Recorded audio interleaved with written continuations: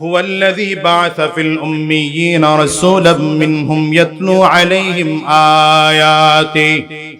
يتلو عليهم آياته ويزكيهم ويعلمهم الكتاب والحكمة وإن كانوا من قبل لفي ضلال مبين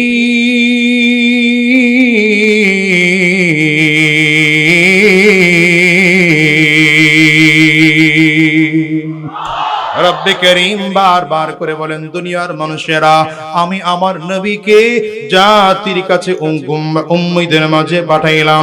কেন পাঠাইলাম? আমার নবী কোরআনুল কারীম তিলাওয়াত করে করে করে মানুষকে কোরআনের তিলাওয়াত শিখাবে।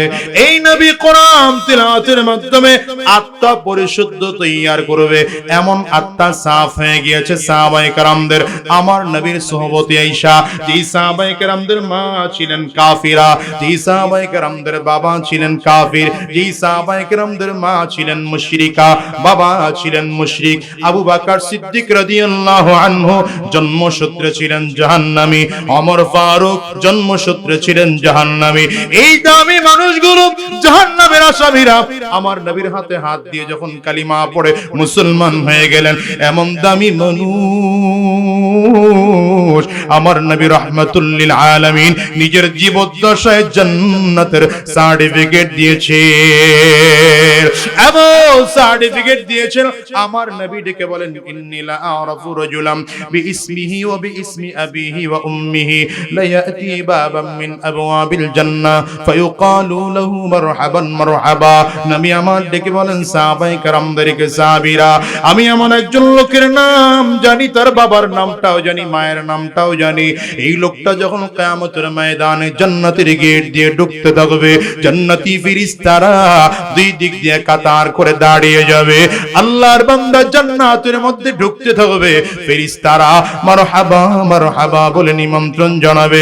সাহাবায়ে কেরাম ডেকে বসে আছেন, এমন দামি মানুষের নামটা জানতে চায়। নবী আমার ডেকে কয়, নামটা জানতে চাও? তাইলে নামটা জেনে নাও। লোকটা আর কেউ নয়, লোকটা আমার সাহাবী আবু বকর। নারীকে আল্লাহ কেন বানিয়েছেন এটা আগে বুঝেন, পুরুষকে আল্লাহ কেন বানিয়েছেন এটা আগে বুঝেন। এই দুইটা যদি বুঝেন, তাহলে নারীর অধিকার কি, পুরুষের অধিকার কি, পর্দা কেন করতে হবে। পর্দা শুধু মহিলার জন্য না, পর্দা পুরুষের জন্য। পর্দা শুধু মহিলার জন্য না, পর্দা কার জন্য? কি পুরুষের জন্য পর্দা নাই? মহিলা শুধু বোরকা পরে চলবে আর আপনি তার দিকে তাকাবেন, এটা হবে না। আপনারও পর্দা আছে। আগে অধিকার বুঝেন। এই সবগুলো আমার নবী শিখিয়েছেন। আল্লাহু আকবার। এজন্য বলি, রাসূলুল্লাহ সাল্লাল্লাহু আলাইহি ওয়াসাল্লাম এমন একজন নবী বানাইয়া গোটা জাতির উস্তাদ বানিয়ে পাঠিয়েছেন, যে গোটা জাতি যেই দিক থেকে আমার নবীর আদর্শে গ্রহণ করতে চায়, সেই দিক থেকে আমার নবীর আদর্শ গ্রহণ করতে পারে। যদি সন্তান আমার নবীর কাছ থেকে আদর্শ গ্রহণ করতে চায়, গ্রহণ করতে পারে। বাবা আদর্শ গ্রহণ করতে চায়, বাবা আদর্শ গ্রহণ করতে পারে। এজন্য রব্বে কারীম বলেন, লাকাদ কানা লাকুম ফি রাসূলিল্লাহি উসওয়াতুন হাসানাহ, তোমাদের জন্য রয়েছে নবীজির মধ্যে গ্রহণ করার মতো উত্তম আদর্শ। যেই দিক থেকে তুলনা করবেন, সেই দিক থেকে শ্রেষ্ঠ আমার নবী কা लब पे जो जिक्र है बे मिसाल आया कमाल आया, जो हिजरे तैबा में याद बन कर ख्याल आया कमाल आया। नबी का लब पर जो जिक्र है बे मिसाल आया कमाल आया, जो हिजरे तैबा में याद बन कर ख्याल आया कमाल आया। अल्लाहु अकबर जोरे बोलो। गुरूर हुरूम की तुर डाला लगा के माथे पैतिल खुदा ने, जो काले रंग का गुलाम तेरा बिलाल आया कमाल आया नबी का लब पर जो जिक्र है बेमिसाल आया कमाल आया तेरी दुआओं की बदौलत अज़ाब रब से बचे हुए हैं जो हक में उम्मत के तेरे लब पर सवाल आया कमाल आया नबी का लब पर जो जिक्र है बेमिसाल आया कमाल आया এমন একজন নবী আসছেন যিনি আমার আপনার জন্য পরিপূর্ণ গোটা জীবন ব্যবস্থা নিয়ে আসছেন আল্লাহু আকবার চিল্লায় আওয়াজ করে আমি মাঝখানে এতটুকু বলে ফেলি যে একজন পুরুষকে আল্লাহ কেন বানিয়েছেন মহিলাকে আল্লাহ কেন বানিয়েছেন পুরুষকে আল্লাহ কি কি কি দায়িত্ব দিয়ে বানিয়েছেন নারীকে আল্লাহ কি কি দায়িত্ব দিয়ে বানিয়েছেন দেখেন আল্লাহ তাআলা গোটা পৃথিবীতে জোড়া জোড়া করে তৈরি করেছেন কি করে করে তৈরি করেছেন বলেন কি করে করে তৈরি করেছেন একজন পুরুষ একজন নারী বলেন একজন পুরুষ কথা বলেন একজন পুরুষ একজন নারী ঠিক না মানুষের মধ্যে একজন পুরুষ একজন নারী প্রাণীদের মধ্যে পুরুষ কেউ তো নারী গরুর মধ্যে পুরুষ কেউ তো নারী রব্বে কারীম বলেন ইয়া আইয়ুহান নাস উবুদু রাব্বাকুমুল্লাযী খালাকাকুম يا أيها الناس اعبدوا ربكم الذي خلقكم من نفس واحدة وخلق منها زوجها وبث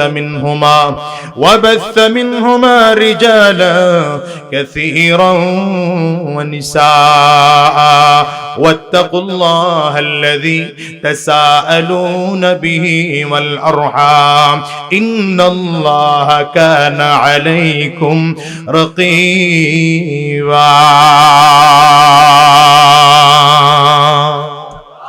আল্লাহ তাআলা একজনকে পুরুষ বানিয়েছেন একজনকে নারী বানিয়েছেন আদম আলাইহিস সালামকে বানিয়েছিলেন জান্নাতে রাখছেন বানিয়ে আল্লাহ তাআলার কাছে দোয়া করলেন আমার একজন সাথী দরকার বানাইলেন সাথী হাওয়া আলাইহিস সালামকে এই পুরুষ হলো নারী হলো এরপর থেকে আদম আর হাওয়া আলাইহিস সালাম আমাদের আদি পিতা আর আদি মাতার এই ঔরসে যে সন্তান হতো তারাও জোড়ায় জোড়ায় হতো একজন ছেলে একজন মেয়ে আবার পরের জোড়াও একজন ছেলে একজন মেয়ে তখনকার শরিয়াত ছিল এটা এক জোড়ার ছেলে আর এক জোড়ার মেয়েকে বিয়ে দেওয়া হতো এভাবে করে করে দিন দিন মানুষ বৃদ্ধি হলো আপনারা বলতে পারেন হুজুর তাইলে নারী আর পুরুষ বানাইলে হিজরা কোন জাতি এটাকে ক্লিয়ার করি মাঝখানে প্রসঙ্গক্রমে যেহেতু চলে আসছে হিজরা আলাদা কোনো গোষ্ঠী না হিজরা কথা বলেন না তো আপনারা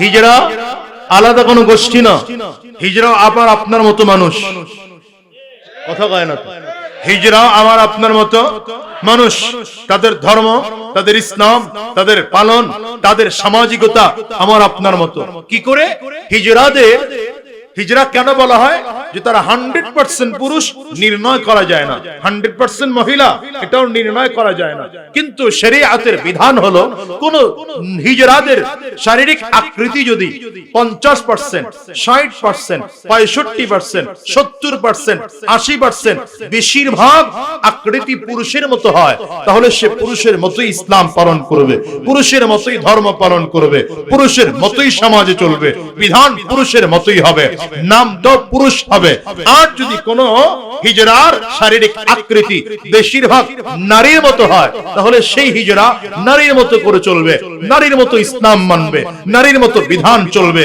নারীর মতো সমাজে চলবে নামটাও নারীর মতো হবে কথা বলেন না কেন কিন্তু বড় আশ্চর্যের ব্যাপার এখন একদল বলে হুজুর আমরা নারীও না পুরুষও না হিজরাও না আমরা যদিও বডিটা পুরুষের মতো কিন্তু মনটা মহিলা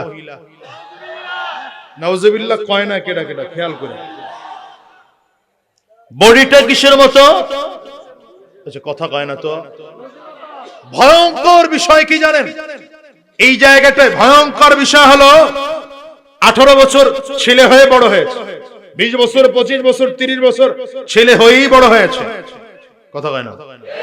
নামটাও বাবা আর মা ছেলে হিসাবেই রেখেছে, তাকে মানুষ ছেলে হিসাবেই জানে, শারীরিক আকৃতিও ছেলের মতো।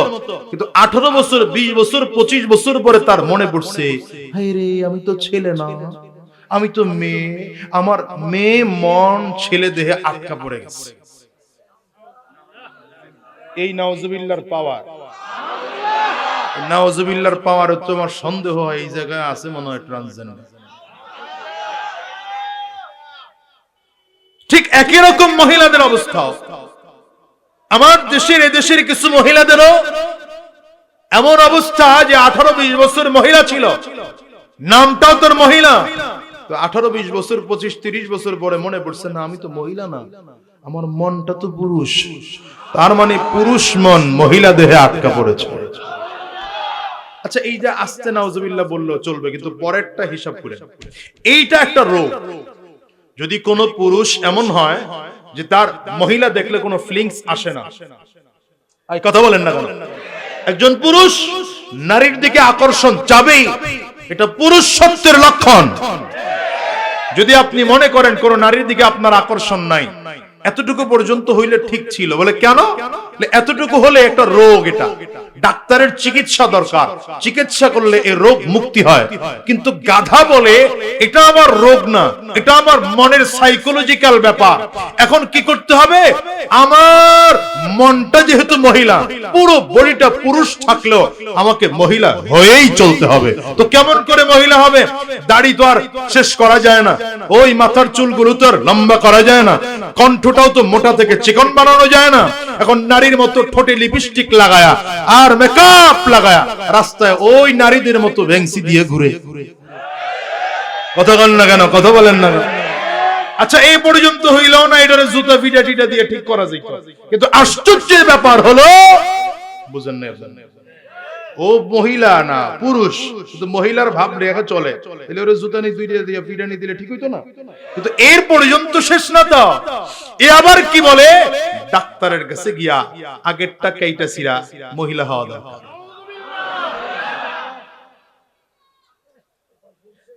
এখন বলেন এটারে কোন জায়গায় রাখবেন?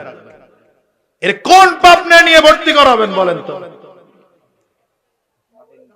আমার দেশের কমলবতী বাচ্চাদেরকে যদি মাত্র 7 এর একটা বাচ্চাও, কি বয়স হয়েছে ওর বলেন, ওকে কেন হিজরাতের গল্পের একটা ভাব দইরা এই ট্রান্সজেন্ডারের গল্প ঢুকান লাগবে? আপনি বলবেন হুজুর না ওটা ট্রান্সজেন্ডারের গল্প না। যদি বলেন ট্রান্সজেন্ডারের গল্প না, তাইলে ওই গল্পের অংশ এতটুকু কেন? আমার টোটাল বডি পুরুষের মতো, মনটা মহিলা। বুঝে নাই রে, জনগণ বুঝতেছে না। আপনাদের কাছে এটা খুব আশ্চর্য লাগতেছে এখন, কিন্তু আগামী 10 বছর পরে এটা আশ্চর্য লাগবে না, 20 বছর পরে আশ্চর্য লাগবে না, কারণ অন্যান্য দেশে এগুলো এখন স্বাভাবিক হয়ে গেছে। আমার দেশেও এই বদমাশগুলো ট্রান্সজেন্ডার নামে আলাদা জেন্ডার এদেশে প্রতিষ্ঠিত করার জন্য সরকারের কাছে বৈধতা চেয়ে এই জাতীয় প্ল্যান প্রোগ্রাম তাদের চলতেছে। আমি আপনাদের কাছে জিজ্ঞাসা করি, যুক্তি তর্ক কোরআন ইসলাম সব বাদ দেন, মনে করেন আমরা কেউ মুসলিম না, ধরে নেন আপনি বাংলাদেশে বসবাস করেন না, আপনি খ্রিস্টান অধ্যুষিত কোন এলাকায় বসবাস করেন, কিন্তু আপনি মানুষ তো। আসতে বলেন কেন? মানুষ তো। আপনি মানুষ হিসেবে মানবেন যে আপনার ছেলেটা 18 বছর পরে, 25 বছর পরে, 30 বছর পরে বলবে আমি মহিলা? এই মানবেন কে এখানে? মানলে হাত তুলেন, মানলে হাত তুলেন। আপনি মানবেন না? মেয়েটা যদি বলে আমি ছেলে, মানবেন? কি করবেন? যদি আপনার সাধ্য থাকে তাহলে জুতা দিয়ে 2টা বাড়ি দিবেন। কথা বলেন না কেন? যদি দেখেন তাতেও কাজ হয় না, ওরে পাবনা মেন্টাল হসপিটালে নিয়ে ভর্তি করাবেন। আমার কমলমতি বাচ্চাদের লেখাপড়ার বইয়ের মধ্যে যারা এক গল্প ঢুকিয়ে দেয়, আমরাও বলি ওদেরকে হয়তো পাবনা মেন্টাল হসপিটালে ভর্তি করো, নয়তো বাংলার জনগণ জুতার বাড়ি দিয়ে শায়েস্তা করবে।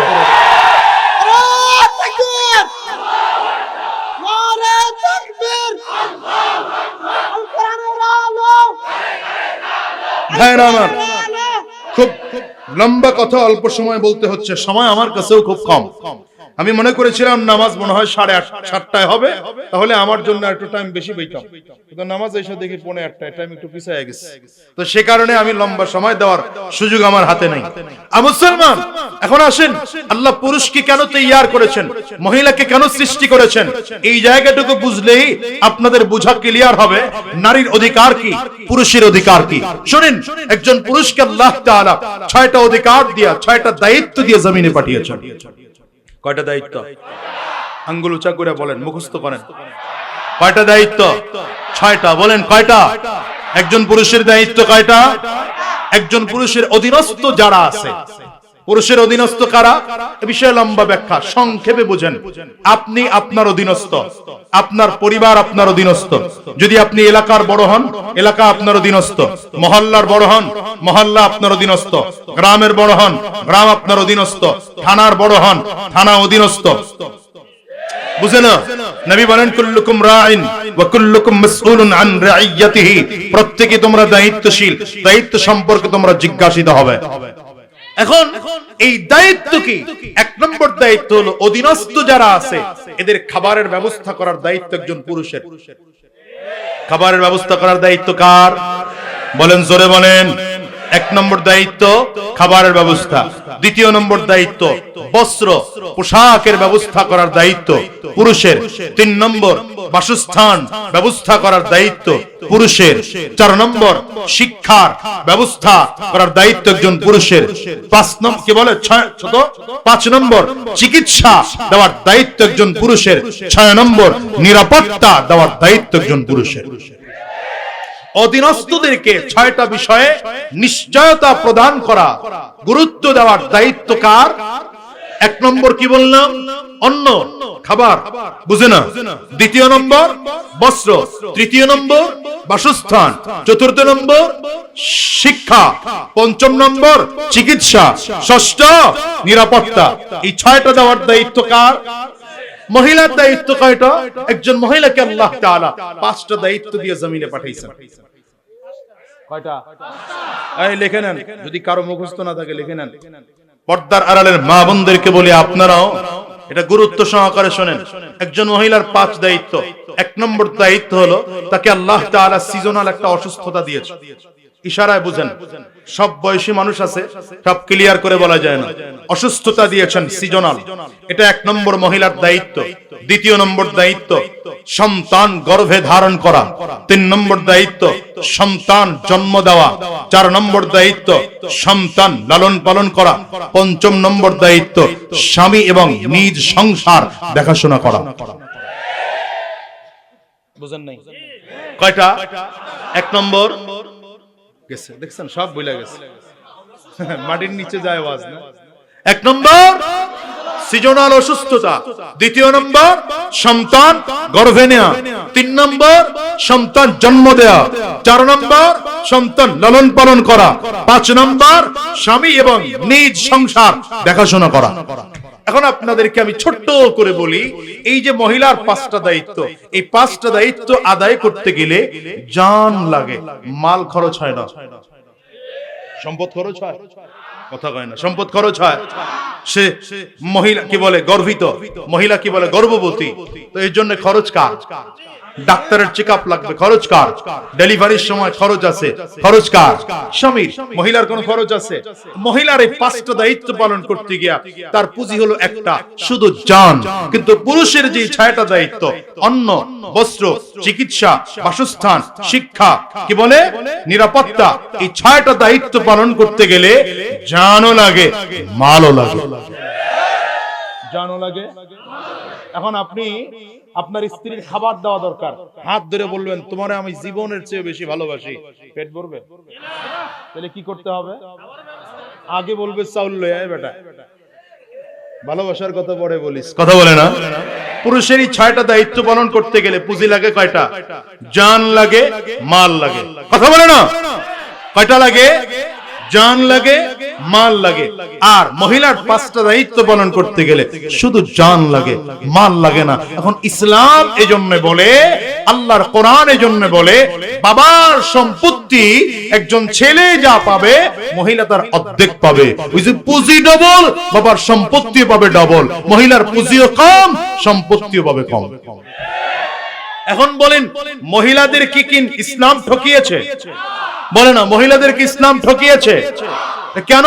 তো আমার সাথে তালে তাল মিলিয়ে বললেন কেন ঠকাই নেই? কারণ হলো একজন মহিলাকে আল্লাহ তাআলা জমিনে পাঠানোর সময় বাবাকে দায়িত্ব দিয়ে পাঠিয়েছে। এই মহিলা বালেগ হওয়ার আগ পর্যন্ত, স্বামীর সংসারে যাওয়ার আগ পর্যন্ত বাবার অবর্তমানে ভাই, ভাইয়ের অবর্তমানে নিকটাত্মীয়, সবার অবর্তমানে সরকার এই মেয়ের টোটাল রক্ষণাবেক্ষণের দায়িত্ব গ্রহণ করবে। যখন মেয়েটার বিয়ে হয়ে যাবে, স্বামী না থাকলে স্ত্রী না থাকলে সরকার, কি বলে, স্বামী না থাকলে সন্তান না থাকলে সরকার এই মহিলার দেখাশোনা করবে। এখন ইসলাম যে মহিলাকে ওই অর্ধেক সম্পদ দিছে, ওটা তো তার ডিপিএস। কিন্তু পুরুষের ইচ্ছায় দায়িত্ব পালন করতে গিয়া বাবার কাছ থেকে সম্পদ যা পাইছে শেষ, ঋণ করছে শেষ, চাকরি করছে শেষ, কি বলে পেনশন পেয়েছে শেষ, সব শেষ করে 50 লক্ষ টাকা ঋণ রেখে পুরুষটা বিদায় হয়েছে, মহিলা 1 টাকারও ঋণ নাই। এখন বলেন ইসলাম নারীদেরকে ঠকাইছে। এখন আমার দেশে যারা সমান অধিকার দিয়া, সমান অধিকারের স্লোগান দিয়া মহিলাদেরকে রাস্তায় নামায় যে সমান অধিকার, সমান অধিকার, সমান অধিকার, এটা ভাষা উঠায় দিছে। সমান অধিকার মানে আমি মহিলার এই যে 5টা দায়িত্ব, এটা চাইলে আপনি পালন করতে পারবেন? কথা বলেন, পারবেন? একবার সিজনাল অসুস্থ হয়ে দেখান তো দেখি, গর্ভে নিয়ে দেখেন সন্তান জন্ম দেন, সন্তান লালন পালন করেন, তো মহিলার 5 দায়িত্বের একটাও আপনি পারবেন না। বরঞ্চ আপনার দায়িত্বগুলো তার ঘাড়ে চাপায় দিতেছেন। সমান অধিকার না তার প্রতি জুলুম করতেছেন। নারীদেরকে আল্লাহ বানিয়েছেন নরম করে, তার কণ্ঠ নরম, তার শরীর নরম, তার চলাফেরা নরম। কেন বানিয়েছেন? নারী থাকবে ঘরের মধ্যে, নারী থাকবে পর্দার আড়ালে, নারীর যতগুলো কাজ এটা নরমিয়তের সাথে সম্পৃক্ত। আর পুরুষ হবে গরম, পুরুষ হবে শক্তিশালী। পুরুষ কেন? ও বাহিরে কাজ করবে, রোদে পুড়ে কাজ করবে। পুরুষ 50 কেজির বস্তা নিয়ে 2 কিলোমিটার হেঁটে যাবে। পুরুষ রিক্সা চালাবে, পুরুষ ভ্যান গাড়ি চালাবে, পুরুষ ঠেলা গাড়ি চালাবে। আমার দেশে যারা নারী আর পুরুষের সমান অধিকার দিতে চায়, ওরা আমার মার বোনদেরকে নির্যাতন করে রাস্তার পণ্য বানাতে চায়। কি কোন রাস্তার কি বানাতে চায়? ইসলাম মহিলাদেরকে রাস্তার পণ্য বানাতে চায় না। ইসলাম বলে তুমি মায়ের জাতি, নারী বোনের জাতি, নারী স্ত্রী। নারী যখন মা হবে সম্মানের সিংহাসনে বসবে, নারী যখন বোন হবে আদরের সিংহাসনে বসবে, নারী যখন স্ত্রী হবে মুহাব্বতের ভালোবাসা দিয়ে তাকে জড়িয়ে রাখা হবে। চিৎকার করে বলেন না আল্লাহু আকবার। হ্যাঁ, এখন আবার ভুল বুঝেন না। কোন নারী যদি পর্দা 100% মেইনটেইন করে, সে যদি চাকরি করে, ইসলাম বলে নিষেধ নাই। সে ব্যবসা করে, ইসলাম বলে নিষেধ নাই। সে যা কিছু করে, ইসলাম বলে নিষেধ নাই। কিন্তু আমার দেশে পর্দার বিধান ঠিক রেখে চাকরি করার পরিবেশ কোন জায়গায় আছে আমার জানা নাই। আপনাদের জানা থাকলে বলেন। সাবধানে থাকিও নারী পর্দার আড়ালে, সাবধানে থাকিও নারী পর্দার আড়ালে। হাদিসে হারাম লেখে অন্য দেখিলে, হাদিসে হারাম লেখে অন্য দেখিলে। সাবধানে থাকিও নারী পর্দার আড়ালে, সাবধানে থাকিও নারী পর্দার আড়ালে। শোনো নারী বিনয় করি,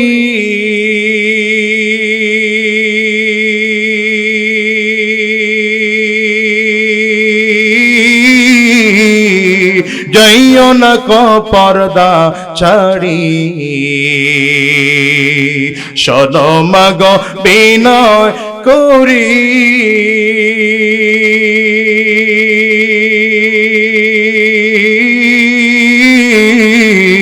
যাইও না মা পর্দা ছাড়ি সুপারিশ করবেন না নবী দায়ুস হইলে সুপারিশ করবেন না নবী দায়ুস হইলে সাবধানে থাকিও নারী পর্দার আড়ালে সাবধানে থাকিও নারী পর্দার আড়ালে হাদিসে হারাম লিখে অন্যে দেখিলে হাদিসে হারাম লিখে অন্যে দেখিলে সাবধানে থাকিও নারী পর্দার আড়ালে সাবধানে থাকিও নারী পর্দার আড়ালে মা তোমাকে বলে যায় শুনে রাখো মা রাস্তায় লজ্জিত হয়ে বের হওয়া এটা তোমার দায়িত্ব নয় বের হবা তো পর্দা পরে বের হইবা তো বোরকা পরে বের হইবা কেন বলি জানো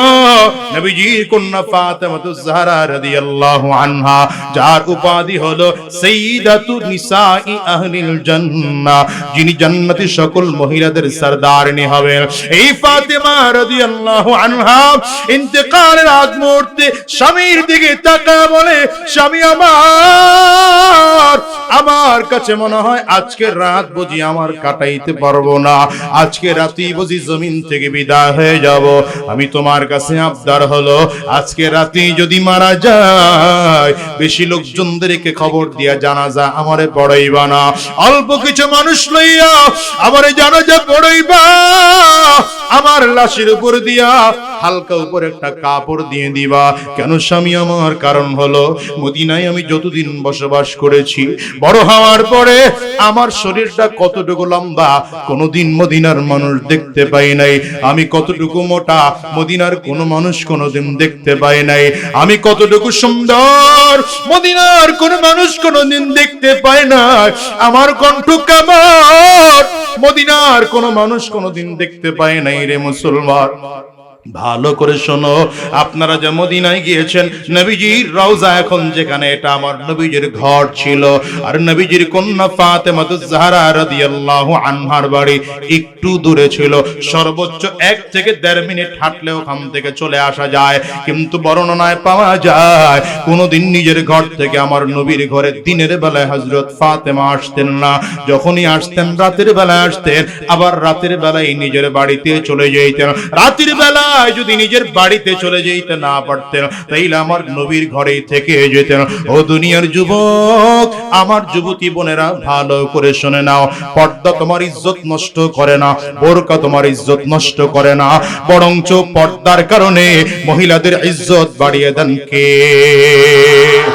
আর জোরে বলো কে আমেরিকা চাইনিজ জাপান জার্মান এই বড় বড় বিশ্বের সমস্ত আধুনিক দেশগুলোর দিকে তাকাও এই দেশের মহিলারা পর্দা করে চলে না এই দেশের নারীরা বোরকা পরে চলে না এই দেশের নারীগুলো দ্বীনের রাস্তায় চলে না ইসলামের বিধানগুলো মেনে চলে না তোমার আমার বাংলাদেশের তুলনায় ওই দেশে ধর্ষণ অনেক বেশি হয় পর্দা তোমার ইজ্জত পর্দা তোমার ইজ্জত বোরকা তোমার ইজ্জত রক্ষা করে আমার মা আর বোনদেরকে বলে যাব সাবধান দুনিয়ায় তোমাকে আল্লাহ তাআলা ন্যায্য অধিকার দিয়ে পাঠিয়েছে কিন্তু আমার দেশের কিছু বদমাশগুলো তোমাকে সমান অধিকারের স্লোগান দিয়া মহিলাকে পুরুষদের মতো করে মাঠে নামাতে চায় এদের মাথায় বোঝা দিতে চায় এদেরকে সমাজের লাঞ্ছিত আর অপমানিত করতে চায় সাবধান করে বলে যায় গো মা তোমার ইজ্জত তুমি নষ্ট কইরো না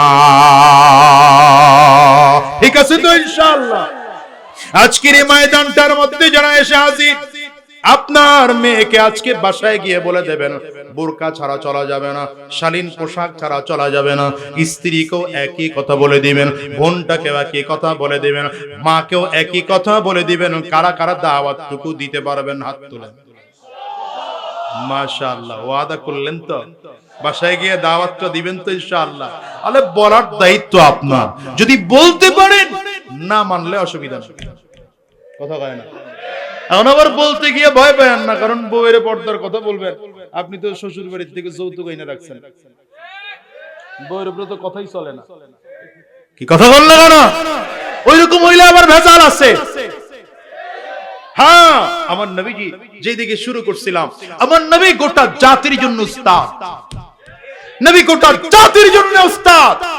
মহিলাদেরকেও নবী শিখাইছেন, মহিলাকেও নবী শিখাইছেন। এখন কথা লম্বা হয়ে যায় না, লম্বা করা যাবে না। আম্মা জান আয়েশা সিদ্দিকা রাদিয়াল্লাহু আনহাকে আমার নবীর সাথে আল্লাহ কেন বিয়ে করাইছেন বলেন তো? আল্লাহু আকবার। এটাও তো মহিলাদের জন্য। কি কথা কন না কেন? হ্যাঁ, আমার দেশের কিছু বদমাশ কয় আমার নবী কি নাকি আম্মা জান আয়েশার প্রতি রূপে আকর্ষিত হয়ে বিয়ে করেছেন। নাউজুবিল্লাহ, চিল্লায় বল। অথচ এই বদমাশগুলো জানেই না আবু বকর সিদ্দিক আম্মা জান আয়েশার বাবা প্রথম প্রস্তাব দিয়েছিলেন। প্রস্তাবে নবী হ্যাঁ না কিছু বলেননি। আল্লাহ তাআলা জিবরিল পাঠায় জানাইছেন বিয়ে করলে প্রস্তাব আমার। আবু বকর সিদ্দিক নবীজির দিকে তাকায় কয়, পয়গম্বর।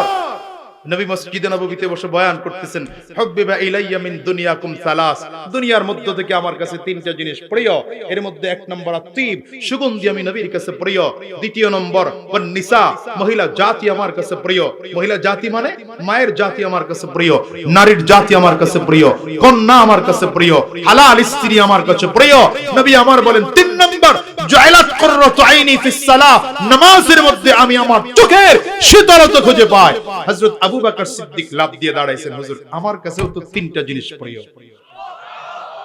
কয় না রে, আল্লাহু আকবার কয় না।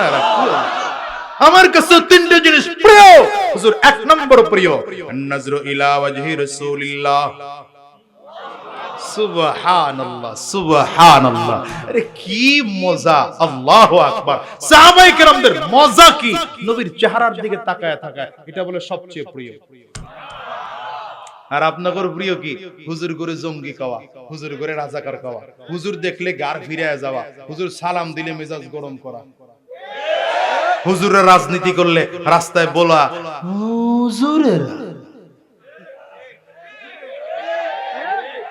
এই আস্তে কয় কেন? মুসলমান ভালো করে শোনো, যদি কোন আলেম রাজনীতি করে এই বাংলার জমিনে একমাত্র চরিত্রবান জাতি উলামায়ে কেরাম।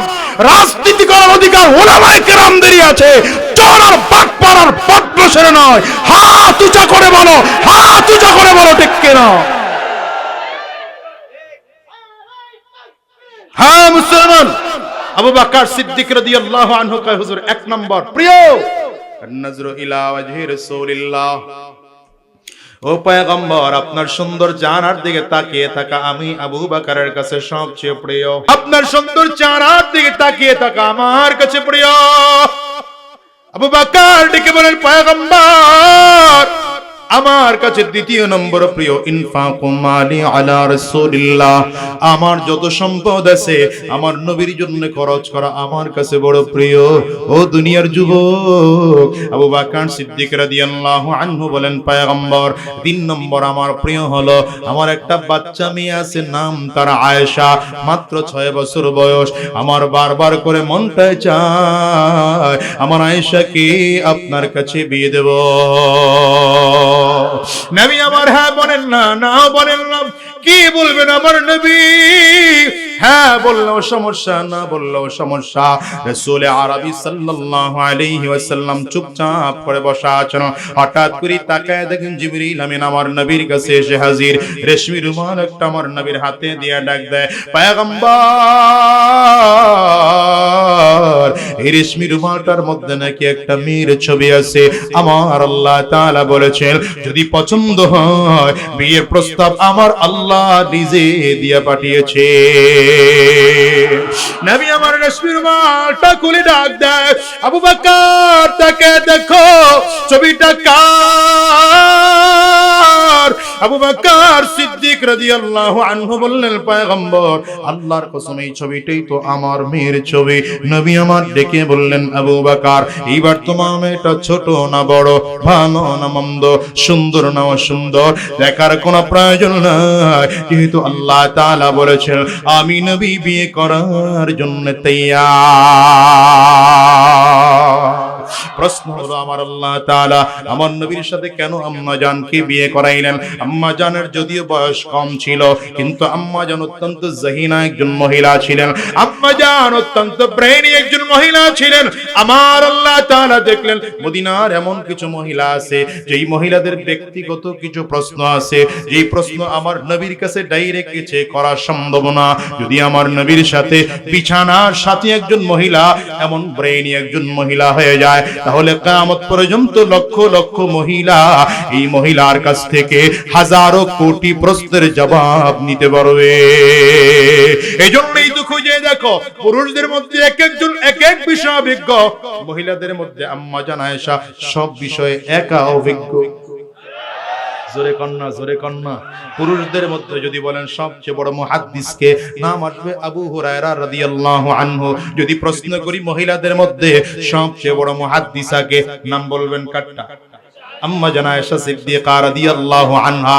যদি প্রশ্ন করি পুরুষদের মধ্যে সবচেয়ে বড় মুফাসসিরকে, নাম বলবেন হযরতে আব্দুল্লাহ ইবনে আব্বাস রাদিয়াল্লাহু আনহু। যদি প্রশ্ন করি মহিলাদের মধ্যে সবচেয়ে বড় মুফাসসিরাকে, নাম বলবেন আম্মা জান আয়েশা সিদ্দিকা রাদিয়াল্লাহু আনহা। যদি প্রশ্ন করি পুরুষদের মধ্যে সবচেয়ে বড় ফকিহকে, নাম বলবেন হযরতে আব্দুল্লাহ ইবনে মাসউদ রাদিয়াল্লাহু আনহু। যদি প্রশ্ন করি মহিলাদের মধ্যে সবচেয়ে বড় ফকিহাকে, নাম বলবেন আম্মা জান আয়েশা সিদ্দিকা রাদিয়াল্লাহু আনহা। তার মানে পুরুষেরা এক একজন এক এক বিষয়ে স্পেশালিস্ট, আমার আম্মা জান মহিলাদের মধ্যে একই তিন বিষয়ে স্পেশালিস্ট। আল্লাহু আকবার চিল্লাকা।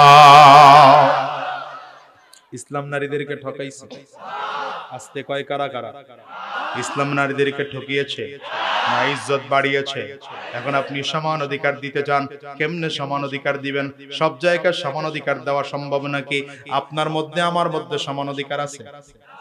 আমি বক্তা, আপনারা শ্রোতা, আমার সামনে মাইক আছে, সভাপতি সাহেবের সামনে মাইক নেই। হুজুররা আবার এসে এসে প্যান্ডেলের স্টেজের মধ্যে বসলো, আপনারা নিচে খেরের মধ্যে বসছেন, সমান অধিকার? কথা কন না? কেউ খেপে না, কেউ রাগ করে না। কারণ কি? কারণ হলো যদিও সমান অধিকার নেই, ন্যায্য অধিকার আছে। হ্যাঁ, কি অধিকার? এই কথাটা মনে রাখেন, সমান অধিকার না, কি অধিকার? আমার সামনে মাইক দেওয়া হয়েছে কেন? এটা বক্তার পাওনা, এটা ন্যায্য তার অধিকার। সভাপতি সাহেবকে চেয়ার দেওয়া হয়েছে, এটা তার ন্যায্য অধিকার। আপনারা শ্রোতা, আপনাদের জন্য এত ভালো ব্যবস্থা করা যায় না, নিচে একটু খেয়ার দেওয়া হয়েছে, এটা আপনার ন্যায্য অধিকার। এখন যদি সমান অধিকার হয় তাইলে প্রত্যেককে চেয়ার দেওয়া লাগবে, প্রত্যেকের সামনে এতগুলো মাইক্রোফোন দেওয়া লাগবে, প্রত্যেকের সামনে আলাদা করে বক্স দেওয়া লাগবে। মাহফিল হবে না, গঞ্জাম হইব। আস্তে কয় কারা কারা? জোরে বলো। আরে মিয়া, দুনিয়ার সব জায়গায় সমান অধিকার দেওয়া সম্ভব নয়।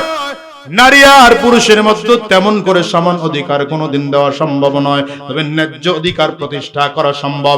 ইসলাম নারী আর পুরুষদেরকেও ন্যায্য অধিকার দিয়েছে। দোকানদার কাস্টমারের মধ্যে কোনোদিন সমান অধিকার হয় না। আরে কথা কয় না এরা।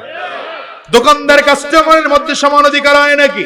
ইমাম মুসল্লির মধ্যে সমান অধিকার হয় না। ইমাম সাহেব 5 ওয়াক্ত নামাজ পড়িয়েছেন, মুসল্লি একজনকে হুজুর আপনি সব সময় কেন সামনে গিয়ে দাঁড়াইবেন? আমরাও তো মুসল্লি, আমিও তো সভাপতি, আমিও তো সেক্রেটারি, আমি একদিন সামনে যাই। কি ওই জায়গায় পারলে সমান অধিকার করেন না? দেখেন সমান অধিকার না ন্যায্য অধিকার? সমান অধিকার না ন্যায্য অধিকার? দুনিয়ার কোনোদিন কোথাও কারো কাছে সমান অধিকার প্রতিষ্ঠা করা সম্ভব নয়। বাবা ছেলের মধ্যেই তো সমান অধিকার হয় না। আপনার আমার মধ্যেও তো সমান অধিকার নাই। যদিও সমান অধিকার নাই, কিন্তু কেউ কারো প্রতি রাগ করে না। কারণ হলো সমান অধিকার নাই, কিন্তু ন্যায্য অধিকার আছে। ইসলাম হলো চিরদিনের শান্তি সুখের নিশানা, ইসলাম ছাড়া অন্য সবই জাহান্নামের ঠিকানা। ইসলাম হলো চিরদিনের শান্তি সুখের নিশানা, ইসলাম ছাড়া অন্য সবই জাহান্নামের ঠিকানা। কেউ বা করে গণ ধর্মতন্ত্র, কেউ বা সমাজতন্ত্র। আসলে সব পেট পূজায় আর ভণ্ডামি আর বাহানা, আসলে সব বাটপাড়ি আর ভণ্ডামি আর বাহানা। ইসলাম ছাড়া অন্য সবই জাহান্নামের ঠিকানা। আমার দেশে যারা নারীদেরকে সমান অধিকারের কথা বইলা ওই সোনাইমুড়ির রাস্তার চৌরাস্তায় সানসিল্ক শ্যাম্পুর 1 টাকার শ্যাম্পুর অ্যাডভার্টাইজ দিতে গিয়া আমার মার বোনের উলঙ্গ ছবি দেওয়া হয়েছে, ওরা আমার নারীদেরকে রাস্তার পণ্য বানাতে চায়। ওদেরকে বাংলাদেশ থেকে জাতীয় বয়কট করা দরকার। বয়কট এখন মাহফিলে শুরু হয়েছে, হুজুরের বয়কট করে গাদার ঘরের গাধারা। আফসোস করে কইতেছি, হুজুর মাফ করে দিয়েন, মনে করেন না কিছু। এই বেটা, হুজুরকে বয়কট পরে করিস, ইসলাম যায়। আল ইসলামু বাদা গরীবান ওয়া সায়াউদু কামা বাদা গরীবা। যুগ চলে আসছে, ওলামায়ে কেরাম বুঝা নিয়ে আমাদের কামরা কামরি করার টাইম নাই। সকল এক হয়ে কাফেরদের বিরুদ্ধে লড়ো, জালেমদের বিরুদ্ধে লড়ো, বদমাশদের বিরুদ্ধে লড়ো। ইসলামকে যা মিটিয়ে দিতে চায় তাদেরকে হাত দিয়ে মারো। জীবন থাকতে ইসলাম শেষ হতে পারে না।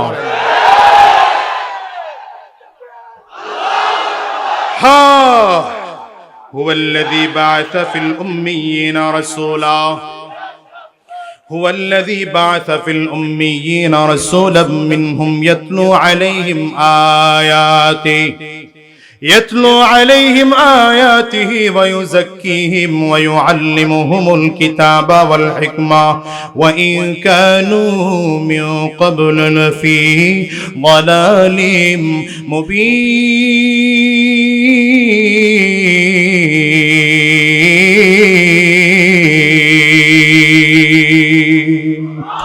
রব্বে করিম বারবার করে বলেন, দুনিয়ার মানুষেরা, আমি আমার নবীকে জাতির কাছে উম্মীদের মাঝে পাঠাইলাম। কেন পাঠাইলাম? আমার নবী কোরআনুল কারীম তিলাওয়াত করে করে করে মানুষকে কোরআনের তিলাওয়াত শিখাবে। এই নবী কোরআন তিলাওয়াতের মাধ্যমে আত্মা পরিশুদ্ধ তৈয়ার করবে। এমন আত্মা সাফ হয়ে গিয়েছে সাহাবায়ে কেরামদের আমার নবীর সোহবতে আয়েশা। যে সাহাবায়ে কেরামদের মা ছিলেন কাফিরা, যে সাহাবায়ে কেরামদের বাবা ছিলেন কাফির, যে সাহাবায়ে কেরামদের মা ছিলেন মুশরিকা, বাবা ছিলেন মুশরিক। আবু বকর সিদ্দিক রাদিয়াল্লাহু আনহু জন্মসূত্রে ছিলেন জাহান্নামী, ওমর ফারুক জন্মসূত্রে ছিলেন জাহান্নামী। এই দামি মানুষগুলো জাহান্নামের আসামিরা আমার নবীর হাতে হাত দিয়ে যখন কালিমা পড়ে মুসলমান হয়ে গেলেন। এমন দামি মানুষ আমার নবী রাহমাতুল লিল আলামিন নিজের জীবদ্দশায় জান্নাতের সার্টিফিকেট দিয়েছে, এবং সার্টিফিকেট দিয়েছেন। আমার নবী ডেকে বলেন, ইন্নী লা আরাফু রাজুলাম বিইসমিহি ওয়া বিইসমি আবিহি ওয়া উম্মিহি লা ইয়াতি বাবাম মিন আবওয়াবিল জান্নাহ ফায়ুকালু লাহু মারহাবান মারহাবা। নবী আমার ডেকে বলেন সাহাবায়ে কেরামদেরকে, সাহাবীরা, আমি এমন একজন লোকের নাম জানি, তার বাবার নামটাও জানি, মায়ের নামটাও জানি। এই লোকটা যখন কিয়ামতের ময়দানে জান্নাতের গেট দিয়ে ঢুকতে থাকবে, জান্নাতি ফেরেশতারা দুই দিক দিয়ে কাতার করে দাঁড়িয়ে যাবে। আল্লাহর বান্দা জান্নাতের মধ্যে ঢুকতে থাকবে, ফেরেশতারা মারহাবা মারহাবা বলে নিমন্ত্রণ জানাবে। সাহাবায়ে কেরাম ডেকে বসে আছেন, এমন দামি মানুষের নামটা জানতে চায়।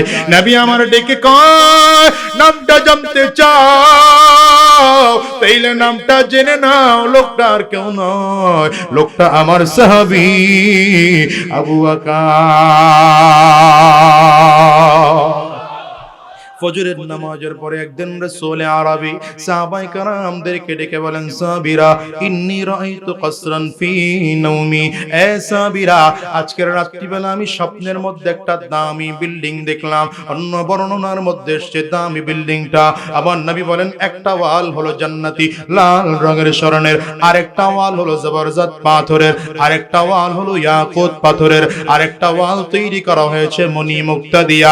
চারটা দেওয়াল তৈরি করতে গিয়া মাঝখানে কোনো বালুয়ার সিমেন্ট ব্যবহার করা হয়নি, মাঝখানে ব্যবহার করা হয়েছে মিশক আর আম্বর। নিচের ফ্লোরটা বানানো হয়েছে জাফরান দিয়া। নবী আমার ডেকে বলেন এত দামি বিল্ডিং দেখা জিজ্ঞাসা করলাম লিমান হাদা, এত সুন্দর ঘরটা কার? একজন এসে বললেন ফাতাম মিন কুরাইশ, এটা কুরাইশ বংশের একজন যুবকের। রাসূল আরবি বলেন জানামতু ইন্নী মিন কুরাইশ ওয়া ইন্নাহু লি, আমি মনে মনে চিন্তা করলাম আমিও তো কুরাইশ বংশের একজন যুবক, তাইলে মনে হয় জান্নাতের বাড়িটা আমার জন্যই বরাদ্দ করা। রাসূল আরবি ডেকে কয় এই দুনিয়ার মানুষ সাবিরা, চিন্তা করে এক কদম দুই কদম সামনের দিকে আগাইলাম, হঠাৎ করে আল্লাহর ফেরেশতা সামনে দাঁড়িয়ে আদবের সাথে বলেন পয়গম্বর এই বাড়িটা আপনার নয়, এ বাড়ি আপনার সাহাবী ওমরের। এই দুনিয়ার যুবক রাসূল আরবি সাল্লাল্লাহু আলাইহি ওয়াসাল্লামের হাতে হাত দিয়া আবু বকর সিদ্দিক হযরত ওমর ফারুক যখন কালিমা পড়ে মুসলমান হয়ে গেলেন, এমন পরিশুদ্ধওয়ালা মানুষ, এমন আত্মা পরিশুদ্ধওয়ালা মানুষ, হায়রে রাতের অন্ধকারে হযরত ওমর যখন খলিফাতুল মুসলিমিন, হযরত ওমর যখন আমিরুল মুমিনিন, অর্ধ পৃথিবীর শাসনকর্তা যখন হযরত ওমর, পৃথিবীর 3 ভাগের 2 ভাগের শাসক, সওয়া 2 কোটি বর্গ মাইলের শাসক হযরত ওমর রাস্তা দিয়ে চলতেছেন রাত্রিবেলা রাতের অন্ধকারে। কারণ হলো হযরত ওমর রাদিয়াল্লাহু আনহুর একটা চমৎকার অভ্যাস ছিল, মাঝে মাঝে রাতের অন্ধকারে ঘুরে ঘুরে মানুষদের খোঁজ খবর নিতেন। রাতের অন্ধকার এলাকার মানুষের খোঁজ খবর নেওয়ার জন্য দৌড়াইতেছে। বর্তমান যুগের নেতারা কোনোদিন নিজের ঘর থেকে বেরই হয় না, অথচ নেতাদের দায়িত্ব হলো মানুষদের খোঁজ খবর নেওয়া। আমিরুল মুমিনিন হযরত ওমর এলাকার মানুষদের খোঁজ খবর নেওয়ার জন্য বের হইলেন। রাত বড় গভীর, তাকায়া দেখেন এক বাড়ির থেকে আগুনের ধোঁয়া দেখা যায়, মনে হয় যেন বাড়িটার মধ্যে আগুন লাগলো কিনা। কাছাকাছি গেলেন, কাছাকাছি গিয়ে শুনলেন বাচ্চাদের কান্নার আওয়াজ শোনা যায়। হযরত ওমর নিজের পরিচয় গোপন রেখে পর্দার আড়ালে ডাক দিয়ে বললেন মাগো ভেতরে কে আছেন, কোনো অসুবিধা নাকি, আমি আপনাদের কোনো সহযোগিতা করতে পারি নাকি? ভেতর থেকে একজন মহিলার আওয়াজ আসে, এই যুবক তোমার কাছে বলে লাভ নাই, শোনো কি বলবো তোমার কাছে দুঃখের কথা। আমার একজন স্বামী ছিল যিনি মুসলমান ছিলেন, ওমরের সাথে ইসলাম বিজয় করতে গিয়ে যুদ্ধের ময়দানে শহীদ হয়েছে। আমার স্বামী মারা যাওয়ার পর আমার স্বামীর দেওয়া 3 জন আমানত, 3টা সন্তান নিয়ে বড় কষ্টে জীবন যাপন করি। আমি মহিলা মানুষ, পর্দা লঙ্ঘন করে কোথাও কাজে বের হতে পারি না। আমার স্বামীর রেখে যাওয়া যত সম্পদ আছে ধীরে ধীরে ধীরে ধীরে সব শেষ হয়ে গেল। এখন আমরা বড় অসহায়, আজকে 3 দিন ধরে না খাওয়া, সন্তানগুলো না খেতে পেরে চিল্লায়। আমি সন্তানদেরকে সান্ত্বনা দেওয়ার জন্য পাতিলার মধ্যে একটুখানি পানি লইয়া আগুনের চুলার মধ্যে বসায় নিচে আগুন ধরিয়ে দিয়েছি। বাচ্চাদের মাথা হাত বলে বলে বলে আব্বু তোমরা ঘুমাও, মা খানা রান্না করলে তোমাদেরকে ঘুম থেকে জাগাবো। কিন্তু বাচ্চাগুলো আবার ঘুম থেকে জাগে, আবার ক্ষুধার যন্ত্রণা সহ্য করতে না পারে চিল্লায় আর কান্না করে। কথা বলতে বলতে ছোট বাচ্চাটা ক্ষুধার যন্ত্রণা সহ্য করতে না পেরে বেহুশ হয়ে জমিনের মধ্যে পড়ে যায়। মহিলা একটা চিৎকার দিয়ে ডাক দেয়, যুবক ভাই শুনে রাখো, আমার ওমর যে এখনো পর্যন্ত রাষ্ট্রপ্রধান হয়ে আমার খবর নিল না। তোমার সাথে কথা বলতে বলতে আমার ছোট বাচ্চাটা বেহুশ হয়ে জমিনের মধ্যে পড়ে গিয়েছে। আমি তোমার সাক্ষী রেখে বলি শোনো, আমার বাচ্চা যদি ক্ষুধার যন্ত্রণায় মারা যায়, আমি কিয়ামতের ময়দানে ওমরকে আসামির কাঠগড়ায় দাঁড় করাবো। সেই দিন আমিও যা থাকবো ওমরও তো তা থাকবে। ওমরের গলার মধ্যে রশি লাগাইয়া টেনে টেনে আমার মালিকের আসামির কাঠগড়ায় দাঁড় করা দেব। হযরত ওমরের চোখের কোটায় পানি থরথর করে ওমর কাঁদতেছে, কাঁপতেছেন আর চিল্লায় চিল্লায় কান্না আরম্ভ করেছে। মহিলার বাড়িটা ছেড়ে মদিনার দিকে দৌড়ায়, বাইতুল মালের সামনে দাঁড়ায়া দারোয়ান রে ডাক দেয়, দারোয়ান তাড়াতাড়ি করে দরজা খোল। বাইতুল মালের দরজা খোলা হলো। হযরত ওমর বড় কষ্ট করে আটার বস্তা মাথায় উঠাইয়া দৌড়াইতে আরম্ভ করেছে। আশেপাশের লোকজনগুলো দারোয়ান ডেকে বলে, আমিরুল মুমিনিন, আপনি কোথায় আটার বস্তা মাথায় করে নিয়ে যান, ঠিকানাটা বলেন, আমরা পৌঁছায় দিয়ে আসি। হযরত ওমর কয়, না না, তোমরা নেওয়ার দরকার নাই, আমারই পৌঁছায় দিতে দাও। কেন কেন জানো?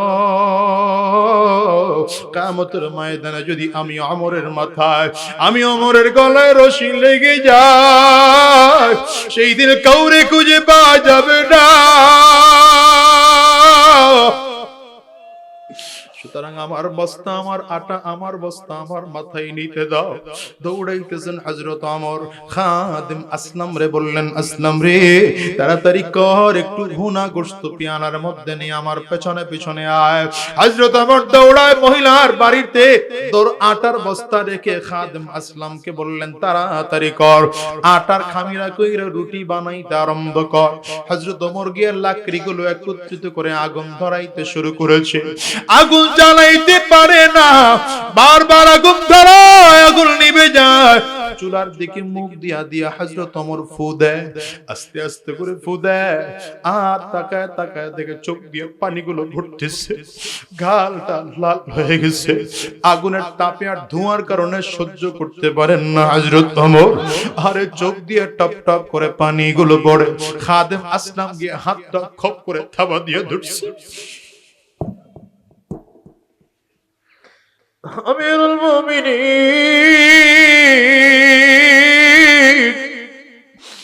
পাগলামি করা লাগবে না, আমি রুটি বানাইতেও জানি, রুটি পাকাইতেও জানি, আমি আটা দিয়ে রুটি বানাবো, আপনি উঠেন। হযরত ওমর কান্না করে আর বলে, আমার ছেড়ে দে খাদে, আমার মন বলে যদি এতিমদের জন্য রুটি পাকাইতে গিয়া চুলায় আগুন ধরাইতে পারি, আমার মালিক হয়তো এর ওসিলা জাহান্নামের আগুন আমার জন্য নিভাইয়া দিতে পারে।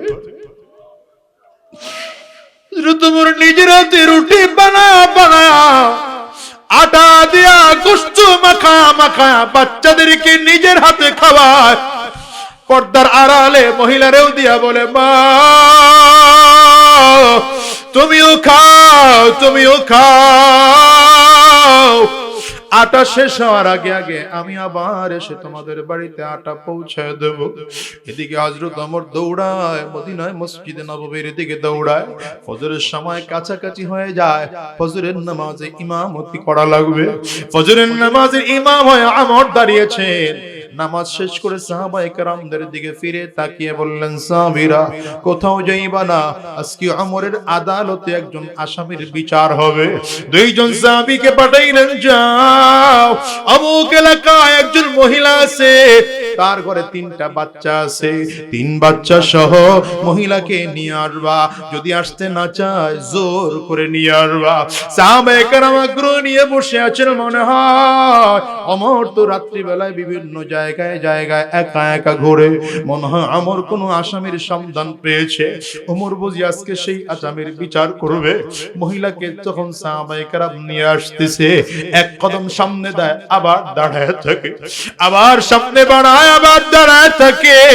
আস্তে আস্তে মসজিদে নববীর বারান্দায় মহিলা দাঁড়ানো, মেম্বরের দিকে তাকায় দেখেন যেই মানুষ গতকাল চুলায় আগুন ধরানোর জন্য বারবার করে ফু দিতেছিল, ওই মানুষটাই তো মেম্বারের উপরে বসে। হযরত ওমর কান্না করতেছেন আর চিল্লাইতেছে, হায় রে, কথা বলে না। মহিলা হাত জোর করে ডাক দেয়, আমিরুল মুমিনিন, আমি অন্যায় করে ফেলাইছি, গুনাহ করে ভুল করে ফেলাইছি, আমারে আপনি শাস্তি দিয়েন না, আমারে শাস্তি দিয়েন না। হযরত ওমর ফারুক রাদিয়াল্লাহু আনহু কোনো কথা না বলে নিজের মাথা থেকে পাগড়িটা খুইলা গলার মধ্যে রশিটা দিয়ে সুন্দর করে রশির মতো পেঁচাইয়া মহিলার হাতের মধ্যে আরেকটা ভাগ ধরে দিয়ে কবা, মদিনার যে গলিতে ঘুরাইতে মনে চায় ঘুরাও, আমারে যত শাস্তি দিতে মনে চায় শাস্তি দাও, কিন্তু কিয়ামতের ময়দানে আল্লাহর আসামির কাঠগড়ায় আমার দাঁড় করায়ও না। এই কথা শোনার পরে আমার মনে বড় ভয়। ও মালিক, তুমি আমরের মতো বড় এলাকার দায়িত্ব দাও নাই, ছোট্ট একটা এলাকার দায়িত্ব তুমি আমারে দিয়েছো, কিন্তু আমারও যদি তুমি কিয়ামতের ময়দানে আসামির কাঠগড়ায় দাঁড় করায় ফেলো, মালিক আমার দ্বারা মাফ পাওয়ার মতো কোনো উপায় হবে না।